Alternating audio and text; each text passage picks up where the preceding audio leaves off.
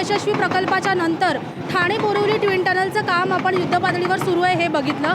आपण आता सध्या आलो आहोत पश्चिम उपनगरातील गोरेगाव आणि पूर्व उपनगरातील मुलुंड हे दोन मार्ग जोडणारचं काम जिथे सुरू आहे त्या दादासाहेब फाळके चित्रनगरी या ट्विन टनलच्या इथे आपण माझ्या मागे बघू शकता की सध्या ह्या ट्विन टनलचं काम युद्धपातळीवरती सुरू आहे। जाणून घेऊयात एकूणच हा प्रकल्प कसा आहे। गोरेगाव मुलुंड जोड रस्ता मार्ग हा मुंबईतील पूर्व आणि पश्चिम उपनगरांना जोडणारा चौथा महत्त्वाचा दुवा आहे।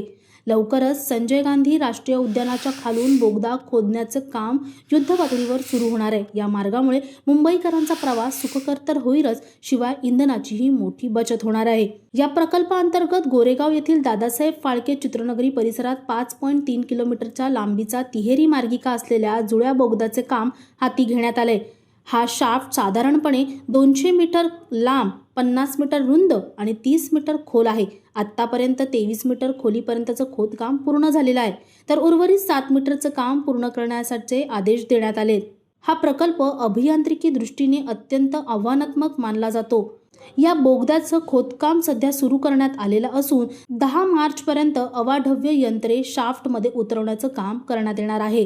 प्रत्येक बोगद्याचा बाह्य व्यास हा 14.42 मीटर इतका असणार आहे। येथे 3 मार्गिका असणार आहेत। कामाचा दर्जा आणि वेग कायम राखत निर्धारित वेळेत हा प्रकल्प पूर्ण करण्याचा प्रशासनाचा भर आहे, जेणेकरून मुंबईकरांना लवकरात लवकर या आधुनिक मार्गाचा वापर करता येईल।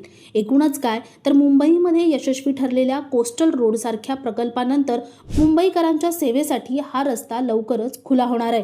एकूणच तुम्हाला या बातमीविषयी काय वाटतं आम्हाला कमेंटमध्ये नक्की कळवा। तुम्ही कुठून कसा प्रवास करता हेही कमेंटमध्ये मेन्शन करा आणि तुम्हाला हा व्हिडिओ कसा वाटला हेही कळवा। आणि अशाच नवनवीन व्हिडिओंसाठी नवशक्ती यूट्यूब पेजला लाईक, शेअर आणि सबस्क्राईब करायला विसरू नका। धन्यवाद।